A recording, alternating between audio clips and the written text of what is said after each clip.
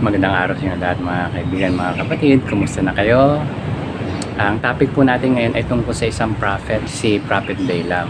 Ang title ng ating lesson ngayon is The Counsel of Balaam. The Counsel of Balaam Part 1. Dito sa ating pag-aaral tungkol kay Prophet Balaam ay magkakaroon tayo ng dalawang bahagi, Part 1 and Part 2. Maraming salamat po dun sa mga kapatiran, mga kaibigan, mga kasama ko dati sa trabaho sa Sun Logistics Incorporated na walang sawa na at patuloy na nanonood, nagre-react, nag-heart, nagla-like ng aking mga videos. Sa Facebook, kung di pa kayo nakaka-follow, please follow me para palagi kayong updated sa aking bagong post. And also dun sa YouTube, kung di pa kayo nakakapag-subscribe, please subscribe and click the notification bell. And click the like button. Maraming salamat. Dito sa ating background picture, nasa taas ng bundok si Balaam at saka si Balak. Natatanaw nila dun sa ibaba yung bayang Israel. At dito ay nire-request ni Balak, i-curse niya itong bayang Israel. Basahin natin yung verse sa Numbers chapter 31 verse 16 kung saan dito ko kinuha yung title ng ating lesson, The Counsel of Balaam. Behold, this caused the children of Israel through the counsel of Balaam to commit trespass against the Lord in the matter of Peor. And there was a plague among the congregation of the Lord. Itong counsel of Balaam is against the Lord. Okay? Kung kaya nakagawa ng kasalanan ang bayang Israel at sila ay nagkaroon ng plague among the congregation sa bayang Israel. The Counsel of Balaam is a belief system that encourages compromising one's conviction for personal gain na ginawa ni Balaam. Okay? Such as money or popularity. Balaam, a prophet who was hired to curse the Israelites but instead led them into sin through sexual immorality and idolatry. Itong Counsel of Balaam meron ding reference sa New Testament doon sa Book of Revelations chapter 2 verse 14. At ito ay tinatawag din the Doctrine of Balaam.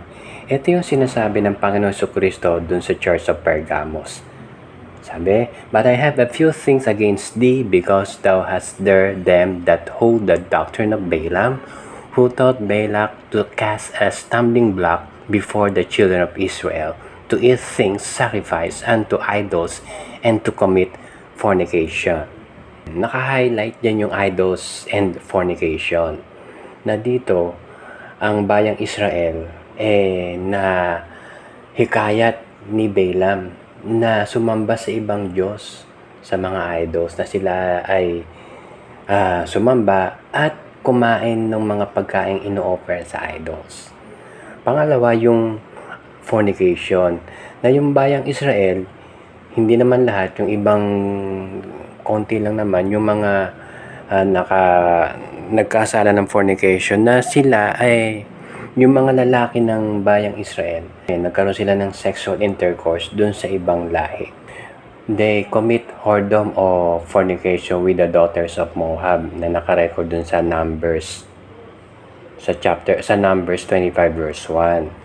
Yung iba pang information tungkol dito sa Counsel of Balaam or the Doctrine of Balaam ay pag-uusapan natin sa Part 2. Ang pag-uusapan muna natin dito sa Part 1 ay kung sino si Balaam.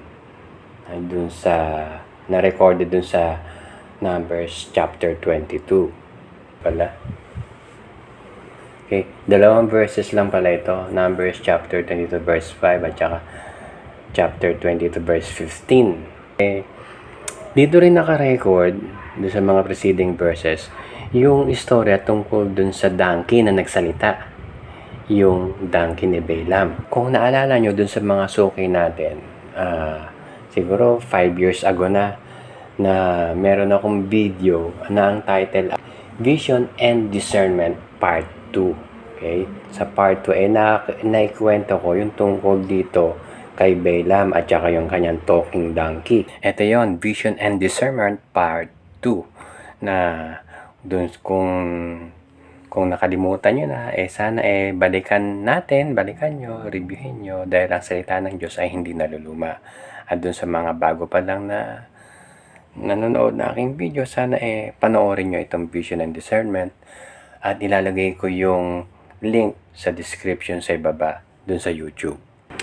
Dito nakasulat, Balaam the son of Beor sa Numbers 22 verse 5. Okay, tapos sa baba, verse 5 din yan. Chinap-chap ko yung verse 5 sa dalawa. Okay, nakalagay sa bandang gitna. He sent messengers therefore unto Balaam the son of Beor to Petor. Okay, and then yung verse sa ibaba, verse 15. And Balak sent yet again princes more and more honorable than they. Ang istorya dito na si Balak, king of the Moabites, ay nagpadala ng mga tao para sunduin si Balaam. Okay? Sunduin para pumunta doon sa kanya. Yung una nangyari, dito kasi 2 beses nagpadala. Ibig sabihin, yung una, tinanggihan siya. Tapos yung sa pangalawa, sumama na siya. Ang purpose kasi kung kaya nagpadala si Balak ng mga tao ay para i-curse ni Balaam. Ang sagot ni Balaam, sige, stay muna kayo dito overnight. Tatanong ko sa Diyos kung anong sasabihin niya sa akin. At sumagot ang Diyos dun sa Numbers chapter 22 verse 12. And God said unto Balaam, Thou shalt not go with them. Thou shalt not curse the people, for they are blessed. So, sinabi ni Balaam dun sa mga messengers na hindi pumayag ang Panginoong Diyos. So, pinauwi niya na. Pero si Balak, nagpumilit, nagpadala uli ng panibagong messengers na more honorable. Nagkaroon ng pangalawang pagbisita. Yung panibagong group ng messengers na more honorable. At kinausap uli si Balaam. Okay? At ang ginawa ni Balaam, kinausap uli ang Panginoon. At ito ang sagot ng Panginoon sa chapter 22 verse 20. Ito, shortcut ko na yung verse 20, mahaba Ang sabi, And God came and said unto him, If the men come to call thee, rise up and go with them. But yet the word which I shall say unto thee, that shalt thou do. And then, kinabukasan, sumama na si Balaam. Okay, sakay nung kanyang donkey. And then, ang sabi dun sa verse 22, yung verse sa ibaba, sana tinitingnan nyo sa Bible nyo, o kaya dito, okay?